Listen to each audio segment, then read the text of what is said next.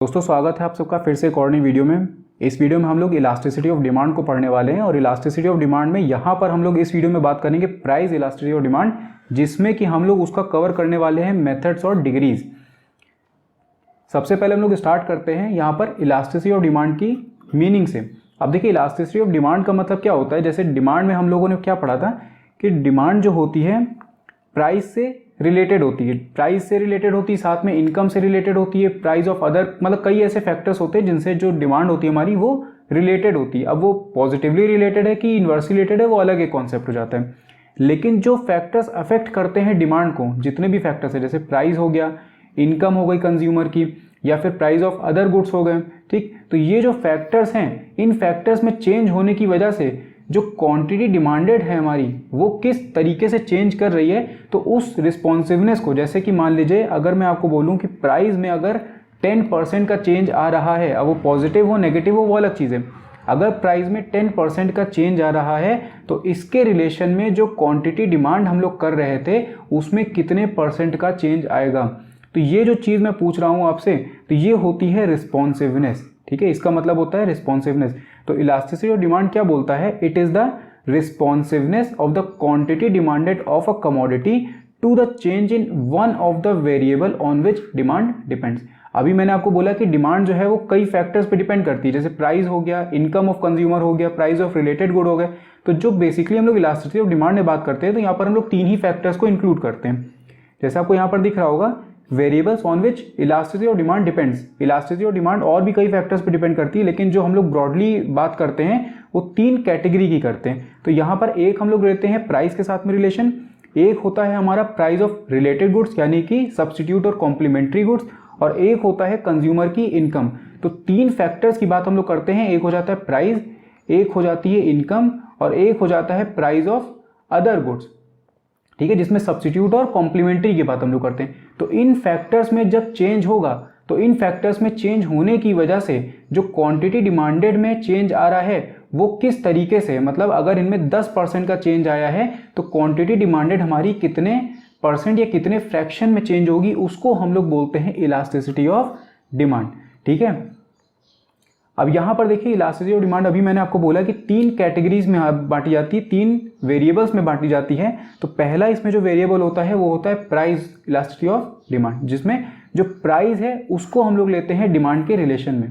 तो यहाँ पर प्राइस इलास्टिसिटी ऑफ डिमांड क्या होती है, it is the response of the quantity demanded to the change in price of the commodity.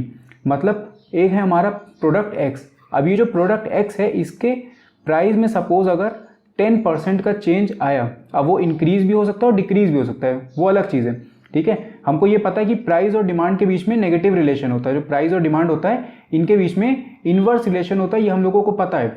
तो प्राइस में अगर 10% का चेंज आ रहा है, चेंज को हम लोग हमेशा याद रखिएगा डेल्टा से डिनोट करते हैं, जो चेंज होता है वो हमेशा डेल्टा से डिनोट होता है। तो प्राइस में अगर 10% का चेंज आ रहा है तो इसके रिलेशन में जो क्वांटिटी डिमांडेड है हमारी वो कितने परसेंट चेंज होगी, ठीक है। तो इसको हम लोग बोलते हैं प्राइस इलास्टिसिटी ऑफ डिमांड। तो यहाँ पर ये चीज़ आपको बस ध्यान रखनी है कि जो प्राइस के साथ में रिलेशन दिखा रहा है, जहाँ पर रिस्पॉन्सिवनेस हम लोग क्वांटिटी डिमांडेड की चेक कर रहे हैं प्राइस के साथ में, उसको हम लोग बोलते हैं प्राइस इलास्टिसिटी ऑफ डिमांड। अब ये कैसे कैलकुलेट होती है, यहाँ पर एक फॉर्मूला दिया, अभी हम लोग और डिटेल में बात करेंगे तो इसलिए मैं ज़्यादा इसको इलेबरेट नहीं कर रहा इस फॉर्मूले को। यहाँ पर आपको दिख रहा होगा ये फॉर्मूला, ये देखिए EP यानी कि elasticity of price, price elasticity of demand is equals to change in quantity into 100 upon original quantity. अब ये जो होता है इसको हम लोग बोलते हैं प्रपोर्शनेट चेंज, ठीक है, प्रपोर्शनेट या फिर percentage change in quantity demanded, और डिवाइडेड बाय क्या हो जाता है, change in price multiplied by 100 divided by original price. तो ये भी क्या हो जाता है, ये हो जाता है प्रपोर्शनेट चेंज इन प्राइस। तो इसको अगर आप थोड़ा सा सिंप्लीफाई करेंगे तो ये आपका निकल कर जाएगा change in quantity upon original quantity multiplied by original price divided by change in price. या फिर इसको एक तरीके से और लिखा जा सकता है, यहाँ पर हो सकता है आपका चेंज इन क्वांटिटी अपॉन में change in price multiplied by original price divided by original quantity. तो ये हमारा हो जाता है प्राइस इलास्टिसिटी ऑफ डिमांड का जो कंप्लीट फॉर्मूला है। अभी हम लोग और डिटेल में इसमें बात करेंगे आगे। तो ये हो जाता है price elasticity of demand. Next हम बात कर लेते हैं इनकम इलास्टिसिटी ऑफ डिमांड। अब जैसे वहां पर हम लोगों ने जो क्वांटिटी डिमांडेड थी हमारी, उसकी हम लोगों ने रिस्पॉन्सिवनेस चेक करी थी इन रिलेशन टू प्राइस। यहीं पर जब हम इनकम इलास्टिसिटी ऑफ डिमांड की बात करते हैं तो यहां पर हम लोग क्वांटिटी डिमांडेड की रिस्पॉन्सिवनेस चेक करते हैं in relation to income of the consumer. देखिए सीधी सी बात है कि जब इनकम चेंज होगी तो हमारा जो क्वांटिटी डिमांड हम लोग कर रहे थे वो हमारा चेंज होगा ही होगा। तो हमारी इनकम में अगर चेंज आ रहा है तो उसका क्या रिस्पॉन्स पड़ रहा है, कितना रिस्पॉन्स उस पर आ रहा है क्वांटिटी डिमांडेड पे, वो हम लोग चेक करते हैं elasticity of income elasticity of demand पे। ठीक है, तो ये हमारा हो जाता है। इसका फॉर्मूला सेम वही वाला है, percentage change in quantity demanded. अब वहां पर प्राइस हमने लिया था डिनोमिनेटर में, यहां पर हम लोगों ने क्या ले लिया, इनकम ले लिए। ठीक है, जैसे वहां पर percentage change in quantity demanded divided by percentage change in price था जब प्राइस इलास्टिसिटी ऑफ डिमांड की बात कर रहे थे। यहां पर क्या हो जाता है, यहां पे परसेंटेज चेंज इन इनकम हो जाता है प्राइस की जगह पे। और लास्ट जो हम लोग बात करते हैं ब्रॉडर कैटेगरी की, तो वो होता है क्रॉस इलास्टिसिटी ऑफ डिमांड। अब क्रॉस इलास्टिसिटी ऑफ डिमांड में क्या होता है, जैसे मान लीजिए आपके पास में जुपिटर है और एक्टिवा है। ठीक है, जुपिटर और एक्टिवा दोनों सब्स्टिट्यूट गुड है। तो अगर जुपिटर के प्राइस में चेंज आएगा, मान लीजिए जुपिटर का प्राइस बढ़ जाता है, तो जो जुपिटर के वो थे कस्टमर, अगर आप मान लो गाड़ी खरीदने जा रहे हैं और आप जुपिटर खरीदने वाले थे, तो एक्टिवा का प्राइस कांस्टेंट रहा, एक्टिवा के प्राइस में कोई चेंज नहीं हुआ, लेकिन जुपिटर का प्राइस जो था वो बढ़ गया। तो सीधी सी बात है कि आप जुपिटर खरीदने की जगह आप क्या खरीदेंगे, एक्टिवा खरीदेंगे। तो ये क्या होता है कि जहां पर हमारे सब्स्टिट्यूट और कॉम्प्लीमेंट्री गुड्स होते हैं, मतलब रिलेटेड गुड्स होते हैं, तो रिलेटेड गुड में एक प्रोडक्ट अगर है एक्स है, तो अगर एक प्रोडक्ट एक्स है तो इस एक्स प्रोडक्ट के प्राइस में अगर चेंज आएगा, इंक्रीज या डिक्रीज होगा, तो उसका इंपैक्ट पड़ता है डिमांड ऑफ वाई पे। ठीक, तो यहां पर हम लोग क्या चेक करते हैं कि अगर ये एक्स जो है इसके प्राइस में अगर चेंज होगा तो जो डिमांड है वाई की वो किस तरीके से रिस्पॉन्ड करेगी, तो उसको हम लोग बोलते हैं क्रॉस इलास्टिसिटी ऑफ डिमांड। जैसे कि यहां पर आप देख सकते हैं, it is a cross elasticity of demand of a commodity x for another commodity y is the change in the demand of commodity X, change in the demand of commodity X due to change in the price of commodity Y। मतलब एक product की price में change होने की वजह से दूसरे product की जो डिमांड है उस पर क्या चेंज आ रहा है, वो हम लोग पढ़ते हैं क्रॉस इलास्टिसिटी ऑफ डिमांड पे। अब हम लोग इस वीडियो के मेन टॉपिक पे आएंगे। देखिए यहाँ पे इसका फॉर्मूला भी लिखा हुआ है। ठीक है, यहाँ पर वही सेम फॉर्मूला है जैसे मैंने आपको वहां पे बताया था कि चेंज इन क्वांटिटी अपॉन में change in price multiplied by price और क्वांटिटी, ये हमारा बेसिक फॉर्मूला होता है प्राइस इलास्टिसिटी ऑफ डिमांड का। बस यहाँ पे फर्क क्या हो जाता है, यहाँ पर क्वांटिटी होगी एक्स की, ठीक है, और प्राइस होगा वाई का।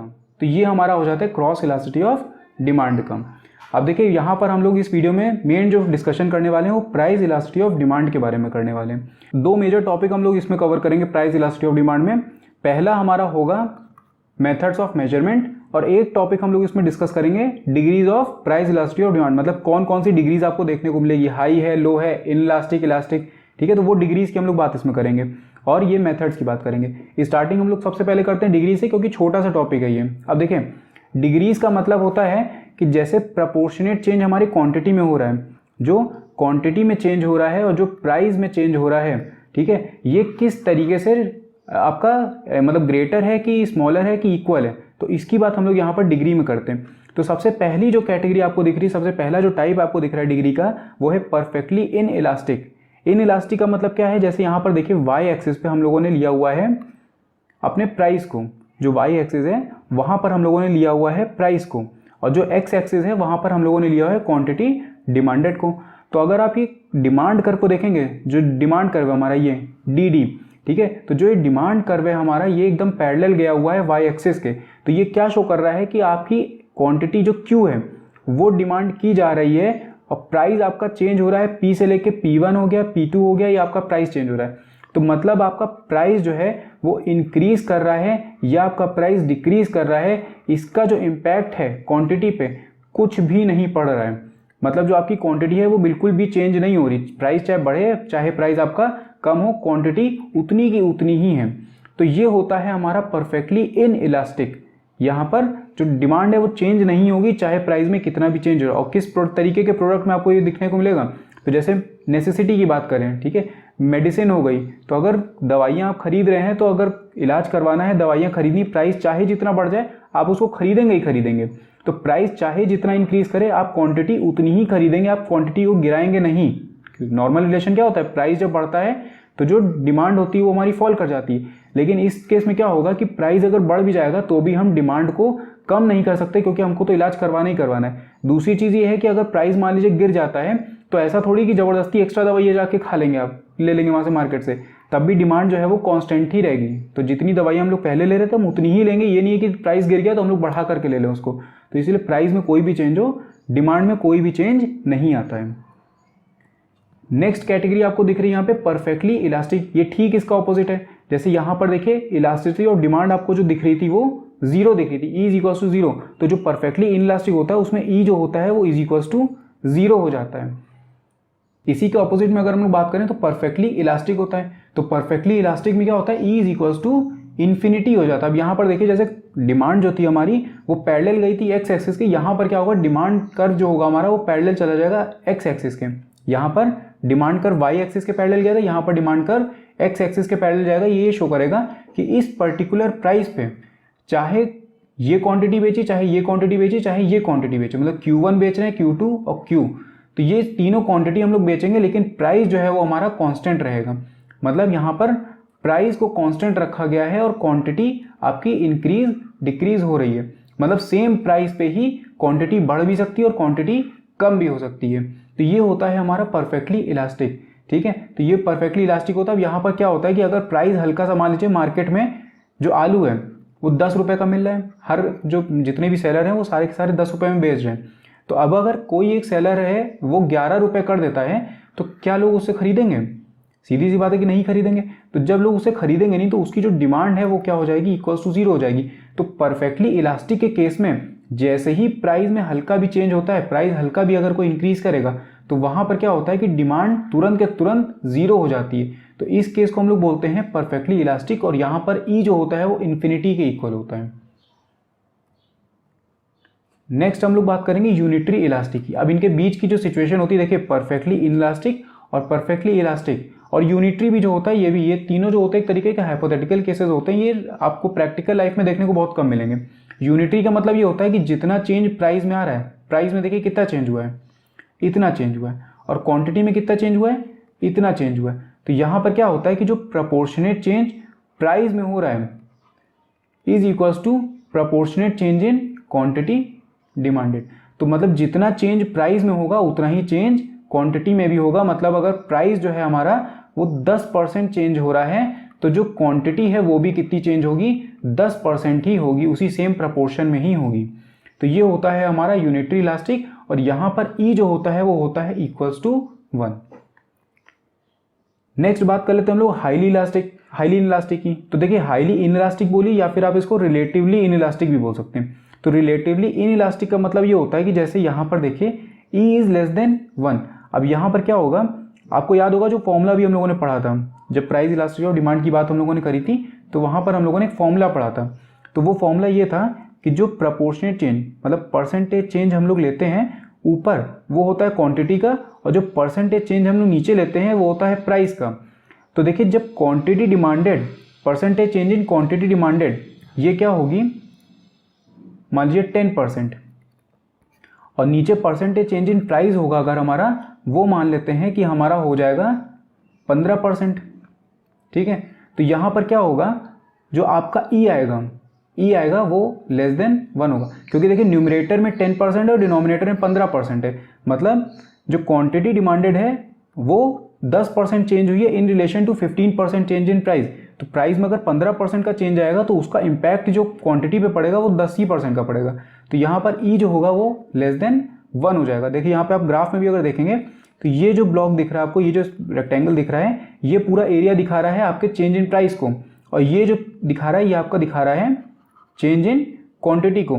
मतलब कि अगर 10% 15% अगर मान लीजिए प्राइस बढ़ते हैं तो जो डिमांड है वो सिर्फ 10% गिरेगी, इसका ये मतलब होता है।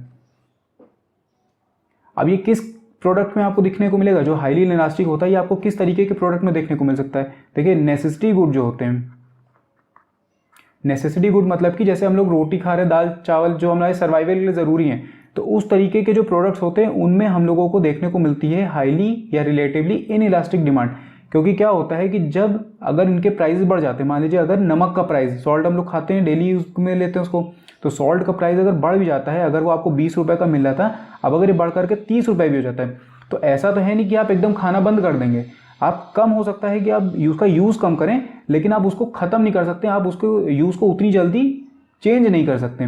तो इसीलिए यहाँ पर जो डिमांड पे असर पड़ता है प्राइस का, मतलब प्राइस तो देखिए यहाँ पे तुरंत के तुरंत चेंज होगा, लेकिन जो डिमांड पे असर आता है तो वो शॉर्ट टर्म में डिमांड हम चेंज नहीं कर सकते। तो इसीलिए यहाँ पर हमको देखने को मिलता है ई इज लेस देन 1।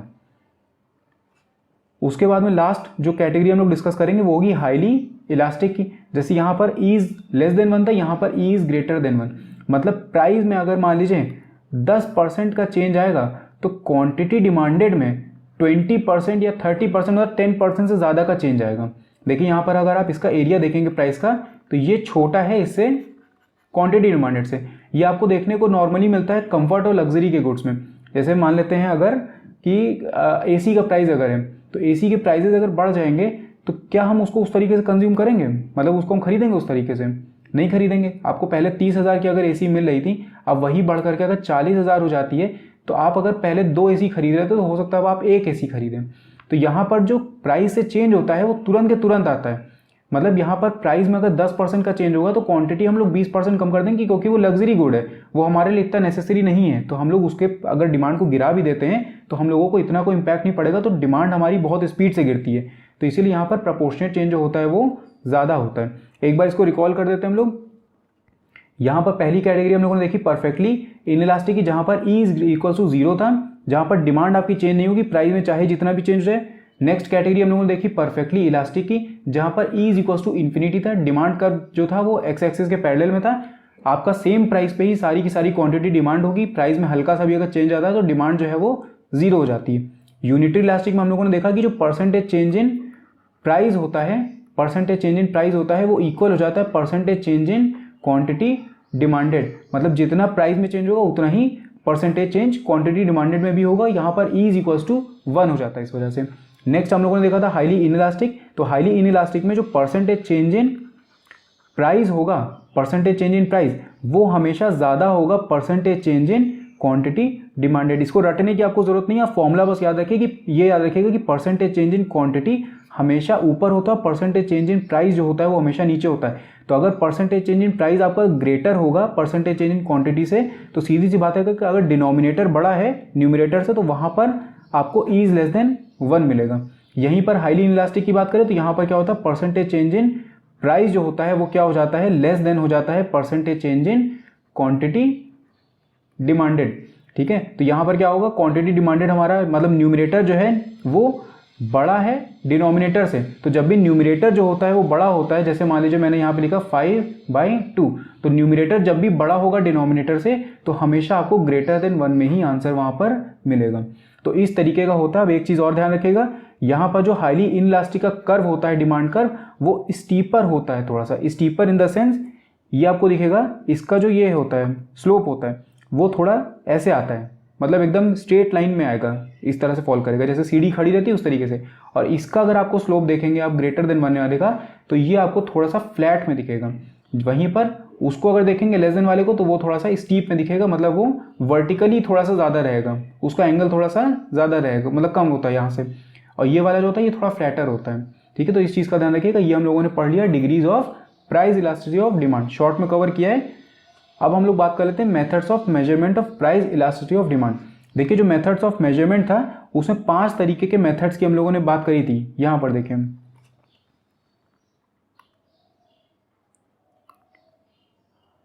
ये देखिए 5 मेथड्स हम लोग यहाँ पर डिस्कस करने वाले हैं। सबसे पहला मेथड होगा प्रोपोर्शनेट मेथड, उसके बाद आएगा टोटल एक्सपेंडिचर मेथड, फिर होगा point elasticity of demand method, उसके बाद आर्क इलास्टिसिटी, ये आर्क है, ठीक है, ये arc ARC arc elasticity of demand, और लास्ट होगा रेवेन्यू मेथड। इसमें से जो सबसे इंपॉर्टेंट मेथड होता है वो होता है हमारा प्रोपोर्शनेट मेथड, और एग्जाम में सबसे ज़्यादा इसी से ही क्वेश्चन भी पूछे जाते हैं। टोटल एक्सपेंडिचर मेथड से भी कई बार क्वेश्चन आ जाता है, लेकिन बहुत रेयर चांसेस है कि आपको उसका क्वेश्चन देखने को मिलेगा। और ये 3 मेथड भी हम लोग शॉर्ट में कवर करेंगे, बहुत ज़्यादा डिटेल में नहीं जाएंगे, क्योंकि ये इतने ज़्यादा पूछे नहीं जाते। अगर आपसे पूछा भी कभी जाएगा तो आपको पता होना चाहिए बस कि क्या फॉर्मूला होता है और क्या ये मेथड बताता है हमको। ठीक है, तो एक एक करके हम लोग ये सारे मेथड स्टार्ट करते हैं।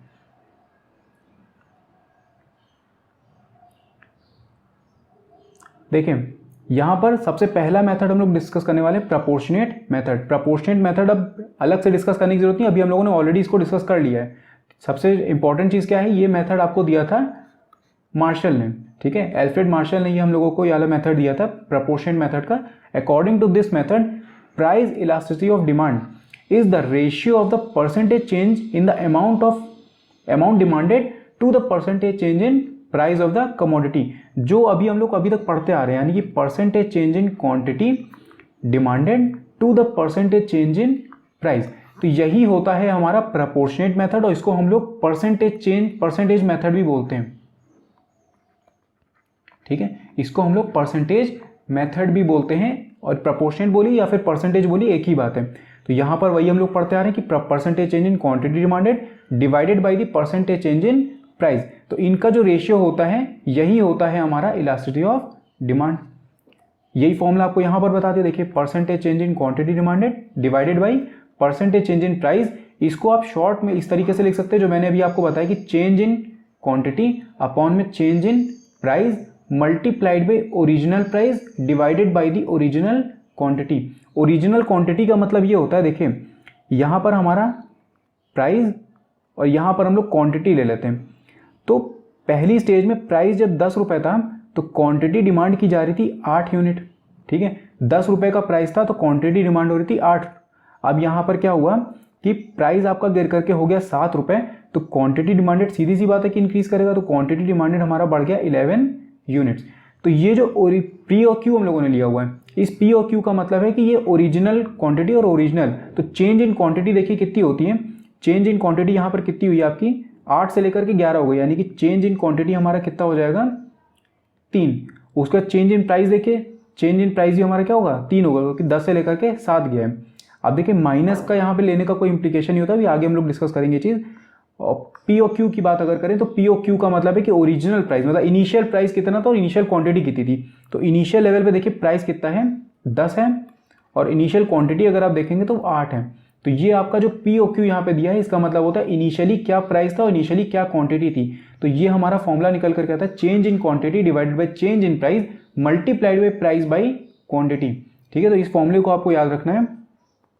अब यहाँ पर ये चीज़ मैंने आपको बताई दी है कि Q का मतलब होता है क्वांटिटी डिमांडेड, P का मतलब होता है प्राइस, और डेल्टा, ठीक है, इसका ध्यान रखिएगा, डेल्टा का मतलब होता है चेंज। हमेशा डेल्टा को हम लोग चेंज से ही डिनोट करते हैं।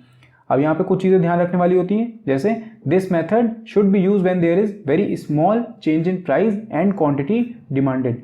नॉर्मली बहुत जब छोटा चेंज होता है तब हम लोग इस मेथड को अप्लाई करते हैं। दूसरी इंपॉर्टेंट चीज़ ये बोला है the coefficient of price elasticity of demand is always negative. इसका ध्यान हमेशा रखिएगा इस चीज़ का, क्योंकि जो प्राइस इलास्टिसिटी ऑफ डिमांड होती है वो हमेशा नेगेटिव होती है। हालांकि हम लोग उसको नेगेटिव मतलब जब दिखाते हैं तो हम लोग उसको नेगेटिव नहीं लेते, क्योंकि ये ऑलरेडी इंप्लाइड है चीज़ कि नेगेटिव होगी, क्योंकि प्राइस और डिमांड के बीच में इन्वर्स रिलेशन होता है, ठीक है। प्राइस और डिमांड के बीच में इन्वर्स रिलेशन होता है, इसीलिए जो प्राइस इलास्टिसिटी ऑफ डिमांड हमारी निकल करके आती है that is always negative. It is because when the price changes demand changes in the opposite direction, मतलब इन्वर्स रिलेशन जो होता है वही चीज़ बता रहा है। But by convention we ignore the negative sign. Normally हम लोग ये चीज़ नहीं दिखाते हैं क्योंकि हम लोगों को ये इंप्लाइड होता है कि वो नेगेटिव ही होगा। नेक्स्ट ये बोला है the elasticity of demand is relative, ठीक है। रिलेटिव का मतलब है it is not expressed in any unit, rather expressed in percentage और इन फ्रैक्शंस। तो हमेशा जो आपको इलास्टिसिटी ऑफ डिमांड दिखेगी, जैसे जो प्राइस होता है वो हमेशा रुपीज़ में दिखाया जाता है, क्वांटिटी डिमांडेड उसकी यूनिट में होती है, केजीज में हो गया, किलो उसमें लीटर्स में हो गया। तो हम लोग यहाँ पर कोई भी यूनिट का यूज़ नहीं करते हैं। अगर आपकी इलास्टिसिटी 2.5 आ रही सपोज, तो ये आप 2.5 ही लिखेंगे, या फिर इसको आप लिख सकते हैं 25%, ठीक है। 2.5 लिखे या फिर 25% आप लिखिए, तो ये आपके ऊपर डिपेंड करता है कि आप उसको परसेंटेज में दिखाना चाह रहे हो या आप उसको फ्रैक्शन में दिखाना चाह रहे हो। लेकिन कभी भी आप उसमें यूनिट अटैच नहीं करेंगे, क्योंकि ये जो होती है elasticity of demand it is always relative. Next हम लोग बात करेंगे टोटल एक्सपेंडिचर मेथड की, और ये जो एक्सपेंडिचर मेथड है ये भी हम लोगों को डॉक्टर मार्शल ने दिया था। अब इसमें क्या होता है कि यहाँ पर हम लोग क्वांटिटी डिमांडेड से ना देख करके हम लोग रिलेशन देखते हैं प्राइस का क्या इम्पैक्ट पड़ रहा है हमारे एक्सपेंडिचर पे, मतलब जो हम लोग खर्चा कर रहे थे उस कमोडिटी को खरीदने पे, उस पर क्या इम्पैक्ट पड़ रहा है। अब आपको एक्सपेंडिचर का फॉर्मूला बताने की जरूरत नहीं, वो आपको ऑलरेडी पता होगा। देखिए क्या होता है, प्राइस मल्टीप्लाइड बाई क्वांटिटी। मान लीजिए 10 रुपये का सामान है और मैं 5 यूनिट खरीद करके लाता हूँ उसकी, 10 रुपये पर यूनिट का सामान है और 5 यूनिट अगर खरीद करके मैं ला रहा हूँ तो मेरा टोटल खर्चा कितना हुआ होगा, 50 रुपये का। ठीक है, तो यही जो 50 रुपये है ये हमारा होता है टोटल एक्सपेंडिचर। तो यहाँ पर ये जो टोटल एक्सपेंडिचर मेथड है ये किसके रिलेशन में देखता है, ये देखता है प्राइस का क्या इम्पैक्ट पड़ रहा है हमारा, मतलब प्राइस में जो चेंज होगा उसका क्या इम्पैक्ट पड़ेगा हमारे टोटल एक्सपेंडिचर पे, जो हम लोग उस कमोडिटी को खरीदने पे खर्चा कर रहे हैं तो उस पर क्या इम्पैक्ट पड़ रहा है। तो ये जो मेथड है देखिए यहाँ पर भी यही चीज़ लिखी हुई है, according to this method elasticity of demand can be measured considering the change in the price to and the subsequent change in the total quantity of the goods purchase and the total amount of money spent on it. ठीक है, तो ये हमारा हो जाता है total expenditure का formula. और अगर इसके फॉर्मूले की बात करें तो ये जो इकोनॉमिस्ट थे इन्होंने दिया था इसका फॉर्मूला आपको रटने की जरूरत नहीं, छोटा सा फॉर्मूला है 1 minus delta expenditure divided by x multiplied by change in price. तो इसका जो फॉर्मूला लिखा हुआ है बहुत सिंपल सा फॉर्मूला है, elasticity of demand is equals to 1 minus change in expenditure divided by initial quantity. X का मतलब है देखिए initial quantity demanded multiplied by change in price. तो इस पे इतने क्वेश्चन आपसे पूछने नहीं वाला है कोई भी, तो ये जो क्वेश्चन है इस पे फॉर्मूले पे नहीं पूछता है, वो थ्योरेटिकल उसमें एस्पेक्ट में पूछते हैं, तो वो आपसे इस तरीके से पूछेंगे। देखिए यहाँ पर आपको दिख रहा होगा प्राइस, जैसे देखिए यहाँ पर आपको प्राइस दिया हुआ है, यहाँ पर आपको क्वांटिटी डिमांडेड दी, यहाँ पर आपको टोटल एक्सपेंडिचर दिया हुआ है। अब टोटल एक्सपेंडिचर मैंने आपको ऑलरेडी बता दिया प्राइस मल्टीप्लाइड बाई क्वांटिटी होता है, तो 10 × 1 जब आप करेंगे तो आपको मिल जाएगा 10, 9 × 2 आपने किया तो आपको मिल गया 18, 8 × 3 किया तो 24। तो इस तरीके से हम लोगों ने टोटल एक्सपेंडिचर निकाल लिया। अब देखिए मेन जो चीज़ है यहाँ पे देखने वाली क्या है, यहाँ पर अगर आप देखेंगे तो प्राइस आपका गिर रहा है, जैसे 10 हुआ, 10 से फिर 9, 8, 7, 6, 5, 4, 3, 2, 1। उसी के कंपैरिजन में जब प्राइस गिर रहा है तो जो क्वांटिटी हम लोग डिमांड कर रहे थे सीधी सी बात है कि वो बढ़ेगा। तो यहाँ पे 1, 2, 3, 4, 5, 6, 7, 8, 9, 10 करके हमारी डिमांड भी जो है वो पर यूनिट बढ़ती जा रही है। तो टोटल एक्सपेंडिचर पे अगर आप गौर करेंगे तो टोटल एक्सपेंडिचर देखिए यहाँ पर पहले क्या हो रहा है, फर्स्ट 3 यूनिट तक 4 यूनिट तक, मतलब जब प्राइस 10 से लेके 9 हुआ, 9 से फिर 8 हुआ, 8 से फिर 7 हुआ, तो हमारा जो टोटल एक्सपेंडिचर है यहाँ पर अगर आप टोटल एक्सपेंडिचर देखेंगे तो वो क्या है, वो इंक्रीज कर रहा है। मतलब जब प्राइस डिक्रीज कर रहा है तो जो एक्सपेंडिचर हमारा था वो क्या हो रहा है, इंक्रीज कर रहा है। इसके बाद कुछ यूनिट तक हमारा प्राइस तो अभी भी डिक्रीज कर रहा है, लेकिन हमारा जो एक्सपेंडिचर था वो कैसा है, वो कांस्टेंट चल रहा है, उसमें कोई भी चेंज नहीं हो रहा है। इसके बाद प्राइस तो गिर रहा है, लेकिन यहाँ पर क्या हुआ, जैसे वहाँ पर जो एक्सपेंडिचर था वो बढ़ रहा था, यहाँ पर क्या हुआ, एक्सपेंडिचर भी गिर गया।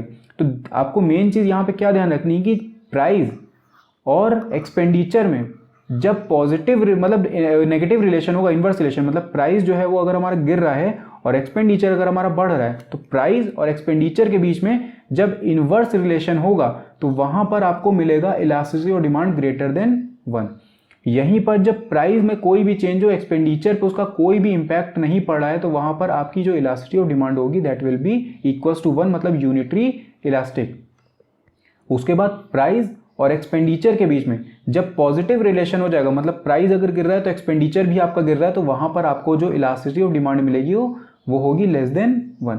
तो देखिए यहाँ पर यही चीज़ लिखी है कि फॉल इन प्राइस, अगर प्राइस जो है हमारा वो फॉल कर रहा है और टोटल एक्सपेंडिचर अगर कांस्टेंट रहता है, प्राइस आपका गिरा, टोटल एक्सपेंडिचर कांस्टेंट रहा, मतलब एक्सपेंडिचर पे कोई इंपैक्ट नहीं पड़ा, तो elasticity grade is equals to 1 हो गई। यहीं पर प्राइस अगर गिरा है और एक्सपेंडिचर भी गिर गया, मतलब पॉजिटिव रिलेशन, तो E इज लेस देन 1। यहीं पर प्राइस अगर गिरा और एक्सपेंडिचर राइज कर गया, तो यानी कि नेगेटिव रिलेशन में E इज ग्रेटर देन 1।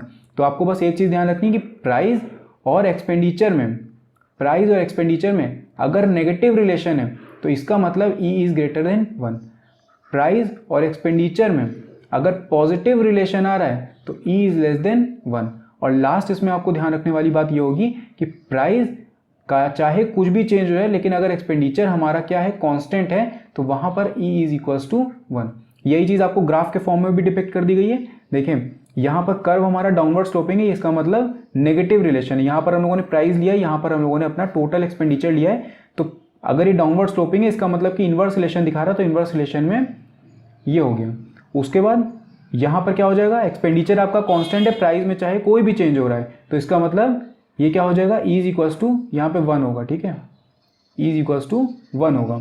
उसके बाद ये वाला देखिए यहाँ पर पॉजिटिव रिलेशन दिखा रहा है, यानी कि इज लेस देन 1 हो जाएगा। तो ये होता है हम लोगों का पूरा टोटल एक्सपेंडिचर मेथड। अब हम लोग नेक्स्ट बात कर लेते हैं यहाँ पे पॉइंट या ज्योमेट्रिक मेथड। क्या देखिए, ज्योमेट्रिक मेथड के अंदर 2 मेथड आते हैं, पॉइंट भी आता है, उसके बाद आर्क भी इसी के अंदर आता है। तो जो ज्योमेट्रिक मेथड होता है, कई बार हम लोग सिनोनिम की तरह यूज़ कर लेते हैं, लेकिन जो ज्योमेट्रिक मेथड होता है ये आपका थोड़ा ब्रॉडर कैटेगरी हो जाता है। इस ज्योमेट्रिक मेथड के अंदर में आर्क मेथड भी आता है और इसी ज्योमेट्रिक मेथड के अंदर भी पॉइंट मेथड आता है। तो नॉर्मली हम लोग सिनोनिम की तरह यूज़ कर लेते हैं, लेकिन आपको पता होना चाहिए कि ज्योमेट्रिक मेथड थोड़ा बड़ी कैटेगरी होती है। इसके अंदर आर्क मेथड भी आता है और पॉइंट मेथड भी आता है। तो पॉइंट मेथड की अगर हम लोग बात करें तो यहाँ पर क्या होता है कि ये जो मेथड है ये भी मार्शल ने डेवलप किया था। ये जो मेथड है ये भी मार्शल ने डेवलप किया था। और यहाँ पर हम लोग चेक करते हैं इलास्टिसिटी स्पेसिफिक पॉइंट पे, ठीक है। यहाँ पर क्या देखिए दिखा रहा है, eight measures elasticity at different points on the curve. This method is now very popular. अब पॉपुलर की बात अगर करें तो इतना ज़्यादा एग्जाम के पॉइंट ऑफ व्यू से पॉपुलर नहीं, एग्जाम में इतना ज़्यादा पूछा नहीं जाता ये, लेकिन फिर भी अगर मैं आपको पढ़ा रहा हूँ तो ये आपको मेथड आपको सारे पता होने चाहिए। यहाँ पर देखिए आपको बताया है कि जो R से लेकर के ये हमारा R है और ये हमारा S है। तो यहाँ पे क्या हो रहा है कि ये हमारा डिमांड कर्व है। अब हमारा जो प्राइस है वो यहाँ से चेंज हुआ, जो हमारा प्राइस था वो यहाँ से चेंज हुआ, ये P से लेकर के M पे गया। मतलब पहले हम लोग ये क्वांटिटी खरीद रहे थे, ठीक है, ये पहले हम लोग खरीद रहे थे, उसके बाद प्राइस हमारा गिर करके हो गया यहाँ पे और ये हमारी क्वांटिटी बढ़ गई। तो यहाँ पर ये चीज़ बता रहा है कि RS be the straight line demand curve if the price falls from PB। PB का मतलब है ये, देखिए PB ये, तो हम लोग पहले जो प्राइस पे कर रहे थे वो पे कर रहे थे AO। तो यहाँ पे ये लिखा है PB is equals to OA या AO आप बोलिए उसको, टू MD, मतलब जो प्राइस हमारा वो यहाँ पर फॉल करके यहाँ पर आ गया, यानी कि CO तक। तो पहले हम लोग प्राइस पे कर रहे थे A से लेकर के O तक, ये प्राइस हम लोग पे कर रहे थे, प्राइस फिर गिर करके हो गया CO। तो हमारी जो क्वांटिटी डिमांड है वो पहले हम लोग खरीद रहे थे इतनी, ठीक है, पहले हम लोग खरीद रहे थे OB, और अब हमारा प्राइस अगर गिर गया तो हम लोग सीधी सी बात है क्वांटिटी को बढ़ाएंगे, तो अब हम लोग यहाँ पर क्वांटिटी डिमांड करेंगे। तो ये जो मेथड है ये आपका मेजर करेगा elasticity of demand eight point P। तो पॉइंट P पे क्या इलास्टिसिटी है, पॉइंट M पे क्या इलास्टिसिटी, तो अलग अलग पॉइंट पे जो डिमांड कर रहे हैं उस पर अलग अलग पॉइंट पे क्या क्या इलास्टिसिटी है उसको ये मेथड मेजर करता है। तो इसका सिंपल सा फॉर्मूला मैं आपको बता दे रहा हूँ, ज़्यादा इसमें डेरिवेशन की आपको याद करने की जरूरत नहीं है। इसमें इलास्टिसिटी ऑफ डिमांड में जब आप फॉर्मूला लगाएंगे तो इसका मतलब होता है लोअर सेगमेंट अपॉन में अपर सेगमेंट। अब लोअर सेगमेंट देखिए, ये लोअर सेगमेंट और ये upper segment, lower segment divided by upper segment. तो लोअर सेगमेंट का मतलब है ये, ठीक है, लोअर सेगमेंट का मतलब है ये। अगर आपको P पे निकालना है, elasticity of demand P point पे मेजर करना है, तो ये हो जाएगा आपका PS, ठीक है। लोअर सेगमेंट आपका हो गया PS और अपर सेगमेंट आपका हो जाता है PR, ठीक है। तो lower segment divided by upper segment यानी PS डिवाइडेड बाई PR, तो इस पे आपको निकालना पड़ेगा। तो ये आपका पॉइंट इलास्टिसिटी ऑफ डिमांड निकलेगा पॉइंट P पे। पॉइंट P पे आपकी क्या इलास्टिसिटी है, देखिए अलग अलग पॉइंट पे यहाँ पे दिखाया गया है। देखिए यहाँ पर अगर आप चेक करेंगे तो ये पॉइंट L पे अगर आप देखेंगे तो हमारा फॉर्मूला क्या था, lower segment divided by upper segment. तो लोअर सेगमेंट इसमें देखिए कितनी है, लोअर सेगमेंट हमारी यहाँ से लेकर के यहाँ तक है, मतलब LC। तो हमारी जो लोअर सेगमेंट हो जाएगी वो हो जाएगी LC। और अपर सेगमेंट की अगर आप बात करें तो यहाँ पर इसके ऊपर कोई अपर सेगमेंट है, तो अपर सेगमेंट कुछ है ही नहीं, तो यानी कि ये अपर सेगमेंट यहाँ पर हमारी हो जाएगी 0। तो LC डिवाइडेड बाई 0, तो अगर आप किसी चीज़ को डिवाइड करते हैं 0 से तो उसका आंसर निकल करके आता है इन्फिनिटी। तो यहाँ पर अगर आप चेक करेंगे तो ये E is equals to infinity निकलेगा आपका। नेक्स्ट हम लोग बात करते हैं पॉइंट M पे। तो पॉइंट M पे अगर आप चेक करें तो लोअर सेगमेंट आपको देखिए कहाँ दिख रहा है, ये आपका लोअर सेगमेंट है और ये आपका हो जाएगा अपर सेगमेंट। तो देखने से पता चला कि लोअर सेगमेंट जो है वो बड़ा है अपर सेगमेंट से, यानी कि जो न्यूमरेटर है हमारा, ठीक है, जो न्यूमरेटर पार्ट होगा वो बड़ा होगा डिनोमिनेटर वाले पार्ट से। तो E जो है वो हमारा क्या हो जाएगा, ग्रेटर देन 1 आ जाएगा। यहीं पर अगर आप इसकी बात करेंगे तो ये देखिए, ये पोर्शन और ये पोर्शन यानी कि लोअर सेगमेंट और अपर सेगमेंट ये दोनों क्या है, बराबर है। तो यहाँ पर आपका जो E आएगा वो इक्वल्स टू 1 होगा। नेक्स्ट हम लोग बात करते हैं अगर पॉइंट P पे। तो पॉइंट P पे अगर आप देखें तो ये हो गया लोअर सेगमेंट और ये वाला पोर्शन हो जाता है अपर सेगमेंट। तो लोअर सेगमेंट यानी कि PC और अपर सेगमेंट यानी कि LP। तो लोअर सेगमेंट जो है हमारा वो न्यूमरेटर वाला पार्ट जो है वो छोटा है और डिनोमिनेटर वाला पार्ट जो है वो बड़ा है। तो यहाँ पर क्या हो जाएगा, E इज लेस देन 1 हो जाएगा। और लास्ट में यहाँ पर देखिए अगर तो यहाँ पर लोअर सेगमेंट आपको कुछ नहीं दिखेगा। ये जब इस पॉइंट पे आप चेक करेंगे क्यू पॉइंट पे, तो लोअर सेगमेंट तो कुछ है ही नहीं यहाँ पे, तो लोअर सेगमेंट हो जाएगा 0 और अपर सेगमेंट आपका पूरा एल से लेकर के सी तक का है। तो एल से लेकर के सी तक का पूरा अब ये लोअर सेगमेंट है, तो 0 डिवाइडेड बाई जब आप एल सी करेंगे तो ये आपका आंसर मिलेगा आपको 0। तो ये हम लोगों ने अलग अलग स्पेसिफिक पॉइंट पे देख लिया है। फॉर्मूला आपको इतना याद करने की जरूरत नहीं, सिंपल सा फॉर्मूला है lower segment upon upper segment. तो लोअर सेगमेंट आपको याद रखना है कि ये जो कर्व के नीचे वाला है इसको लोअर सेगमेंट, इसके ऊपर वाला जो पोर्शन होता है इसको हम लोग अपर सेगमेंट बोलते हैं। तो कभी अगर क्वेश्चन पूछ लेता है आपसे तो आप आराम से निकाल सकते हैं। हालांकि चांसेस कम है कि इस मेथड पे आपसे क्वेश्चन पूछा जाए, क्योंकि इसमें ज्योमेट्री ज़्यादा लगती है। तो आपको पता होना चाहिए कि ट्रायंगल के साइड्स हम लोग कैसे निकालते हैं, कौन कौन से मेथड होते हैं ट्रायंगल के साइड को निकालने के। तो अगर वो नहीं आएगा तो आप इस मेथड को अप्लाई नहीं कर पाएंगे। क्वेश्चन क्या होता है, अगर पूछता है तो वो डायरेक्टली कई बार वैल्यूज को दे देता है, तो आप उससे भी निकाल सकते हैं। अब देखिए ये तो हम लोगों ने देख लिया पॉइंट मेथड, जहां पर हमारा डिमांड कर्व जो था, देखिए यहाँ पर डिमांड कर्व अगर आप देखेंगे तो वो लीनियर है। लीनियर मतलब कि एक स्ट्रेट लाइन है। तो स्ट्रेट लाइन पे तो आपको पता है कि यहाँ पर आपको, जैसे ये वाला अगर देखें आप, तो यहाँ पर आपको ये पता है कि ये पूरा हमारा लोअर सेगमेंट है, ये हमारा अपर सेगमेंट है। तो ये स्ट्रेट लाइन था तो आपको पता था कि लोअर सेगमेंट अपर सेगमेंट। लेकिन क्या होगा जब आपका डिमांड कर्व लीनियर नहीं हो, और जो नॉर्मल अगर रियल केस में देखेंगे तो डिमांड कर्व वो जो होता है वो इस तरीके से जाता है, ठीक है, रेक्टेंगुलर हाइपरबोला टाइप का बन करके जाता है। तो इसको हम लोग बोलते हैं नॉन लीनियर डिमांड कर्व। तो जब भी नॉन लीनियर डिमांड कर्व पे आपको अगर पॉइंट इलास्टिसिटी ऑफ डिमांड के मेथड से अगर इलास्टिसिटी को कैलकुलेट करना पड़ता है, तब उसमें आप क्या करेंगे, आपको देखिए यहाँ पर दिख रहा होगा ये जो D1 है ये हम लोगों का डिमांड कर्व हो गया और ये नॉन लीनियर डिमांड कर्व है। तो जब भी आपको नॉन लीनियर डिमांड कर्व मिलता है तो आप क्या करते हैं, जिस पॉइंट पे, मान लीजिए यहाँ पर पॉइंट ए है, इस पॉइंट पे अगर आपको इलास्टिसिटी और डिमांड को मेजर करना है तो आप क्या करेंगे, एक टेंजेंट को ड्रॉ करेंगे। टेंजेंट का मतलब ये है, जैसे ये मान लीजिए डिमांड कर्व मेरा जा रहा है ये, ठीक है, ये पॉइंट ए है, ये पॉइंट ए है हम लोगों का। अब इस पॉइंट पे क्वेश्चन मुझसे बोलता है कि इलास्टिसिटी को फाइंड करने हैं आपको। तो अब इस पॉइंट पे अगर आपको इलास्टिसिटी को फाइंड करना है तो आपको एक टेंजेंट ड्रॉ करना पड़ेगा। ये देखिए ये आपकी जाएगी टेंजेंट।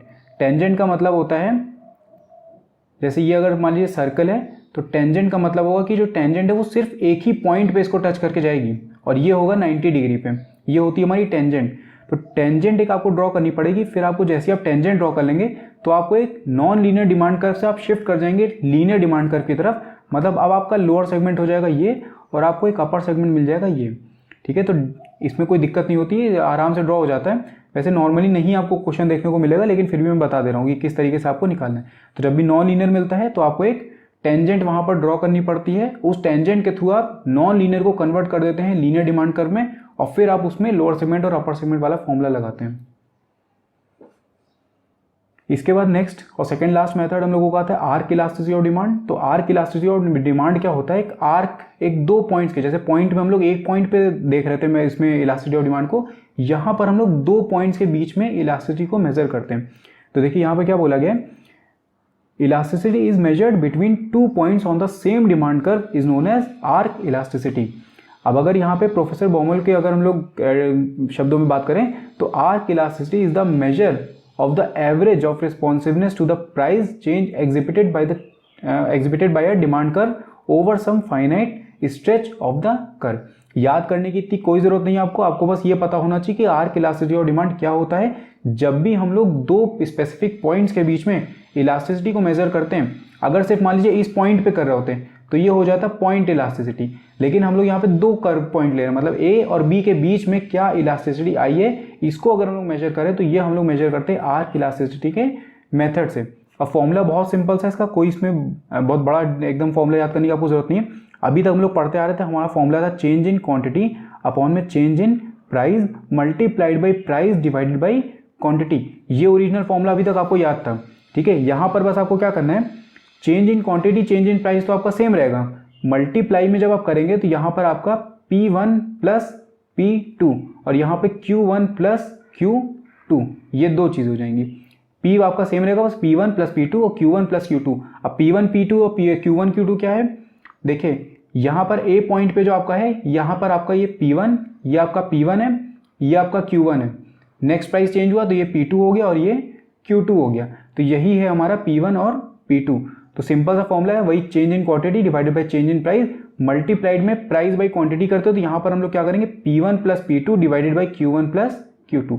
सिंपल सा फॉर्मूला है बस। इसीलिए देखिए इन्होंने जो ये प्रोफेसर साहब ने अगर बोला है तो इन्होंने इसीलिए इसको एवरेज बोला है, ठीक है। एवरेज मतलब कि जो प्राइस है उसका एवरेज और क्वांटिटी का भी एवरेज, ठीक है। तो ये हम लोगों का हो जाता है आर्क इलास्टिसिटी ऑफ डिमांड। अब हम लोग बढ़ते हैं लास्ट अपने मेथड की तरफ जो कि है रेवेन्यू मेथड।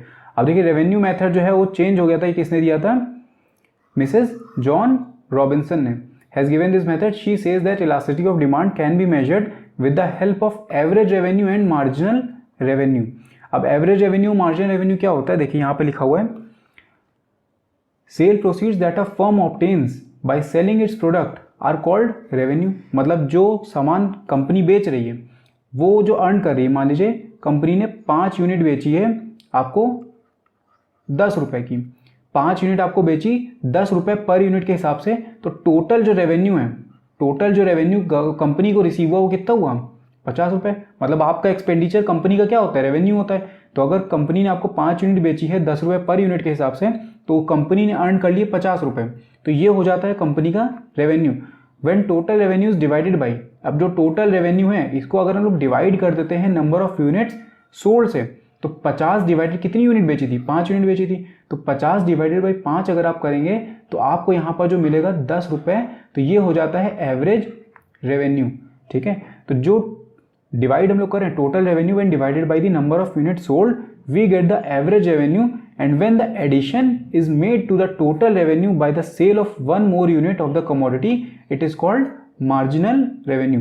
मान लीजिए 5 यूनिट बेची थी, तो जो इसको 10 रुपये पे अगर बेची थी कंपनी, ठीक है, 5 यूनिट बेची थी 10 रुपये पे, तो उसको हुआ था 50 रुपये का रेवेन्यू अर्न हुआ था।